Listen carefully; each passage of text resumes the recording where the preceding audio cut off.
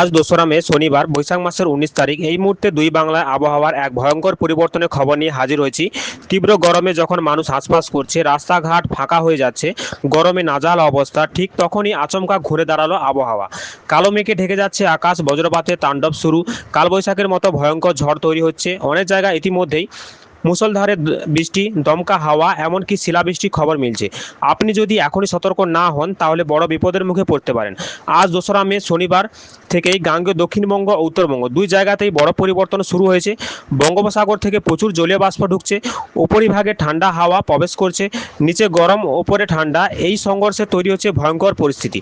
এর ফলে ঝড়, বজ্রঝড়, ভারী বৃষ্টি, দমকা ঝোড়ো হাওয়া। যদি আমরা গাঙ্গেয় দক্ষিণবঙ্গে দেখি, অর্থাৎ কলকাতা, হাওড়া, হুগলি সংলগ্ন এলাকায়, সল্টলেক, নিউ টাউন, গড়িয়া, বেহালা, উলুবেড়িয়া, চৌচড়া, বিকেলের পর হঠাৎ করে আকাশ কালো হয়ে যাবে। ১০ থেকে ১৫ মিনিটের মধ্যে শুরু হতে পারে ঝড়। এই সমস্ত এলাকাগুলিতে বাতাসের গতিবেগ থাকবে ঘন্টায় ৪০ থেকে ৫৫ কিলোমিটার এবং বাতাসে আপেক্ষিক আর্দ্রতা থাকবে ৬৫ থেকে ৮০% এবং বৃষ্টিপাত হবে ৩০ থেকে ৪০ মিলিমিটার। বজ্রপাতের সময় রাস্তা থাকলে বিপদ হতে পারে। যদি আমরা পূর্ব মেদিনীপুর, পশ্চিম মেদিনীপুর, ঝাড়গ্রাম অঞ্চলে দেখি, তমলুক, কাঁথি, হলদিয়া, খড়গপুর, হঠাৎ ঝোড়ো হাওয়া এসে গাছ ভেঙে পড়তে পারে, গ্রামাঞ্চলে বেশি প্রভাব পড়বে।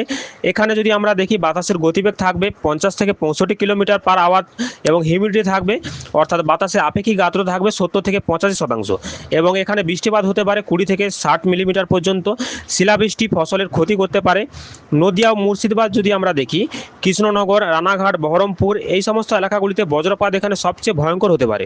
এখানে বাতাসের গতিবেগ থাকবে ঘন্টায় ৪০ থেকে ৬০ কিলোমিটার পর্যন্ত এবং বাতাসে আপেক্ষিক আর্দ্রতা থাকবে ৬৫ থেকে ৮৫% এবং এখানে বৃষ্টিপাত হবে ১৫ থেকে ৪০ মিলিমিটার। এখানে লাইটনিং অর্থাৎ হচ্ছে বজ্রবিদ্যুৎ হতে পারে ভারী, অনেক বেশি। খোলা মাঠে থাকলে জীবনহানির ঝুঁকি হতে পারে। বর্ধমান এবং বীরভূম যদি দেখি আমরা, আসানসোল, দুর্গাপুর, সিউড়ি, ঝড়ের সময় ধুলাঝড় এবং দেখা যেতে পারে। এখানে বাতাসের গতিবেগ থাকবে ৪৫ থেকে ৬০ কিলোমিটার পার ঘন্টাতে এবং বাতাসে আপেক্ষিক আর্দ্রতা থাকবে ৬০ থেকে ৭৫% এবং এখানে বৃষ্টিপাত হবে প্রায় ২০ থেকে ২৫ মিলিমিটার পর্যন্ত।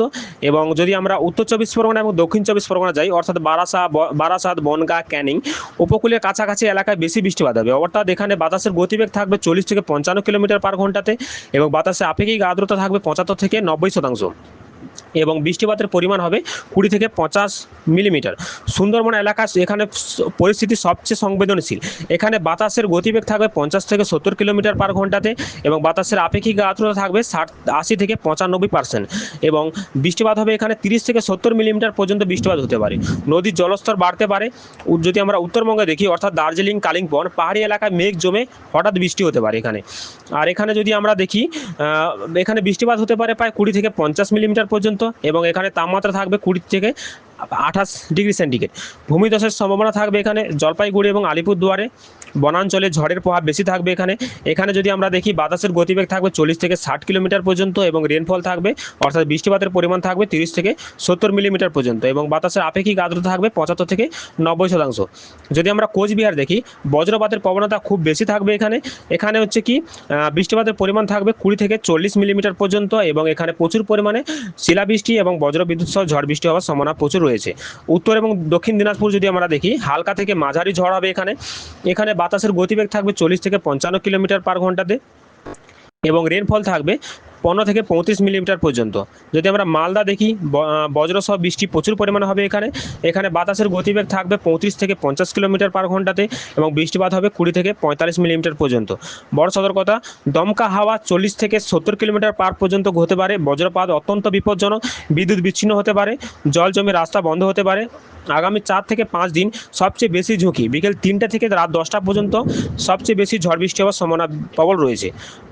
আকাশ প্রায় প্রতিদিন বিকেলের পর আকাশ কালো, হাওয়া বাড়বে, বজ্রপাত, তারপর বৃষ্টি। কেন হচ্ছে এইসব পরিবর্তন? কারণ হচ্ছে বঙ্গোপসাগর থেকে আর্দ্র বাতাস ঢুকছে পশ্চিমবঙ্গে, তাপমাত্রা বেশি হচ্ছে, বায়ুচাপ কমে যাচ্ছে, তৈরি হচ্ছে কিউমুলোনিম্বাস ক্লাউড, ফলে কালবৈশাখী ঝড় হচ্ছে।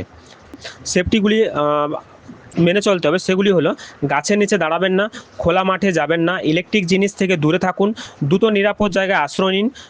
আজ ২রা মে শনিবার বৈশাখ মাসের ১৯ তারিখ। এই গুরুত্বপূর্ণ আবহাওয়া আপডেট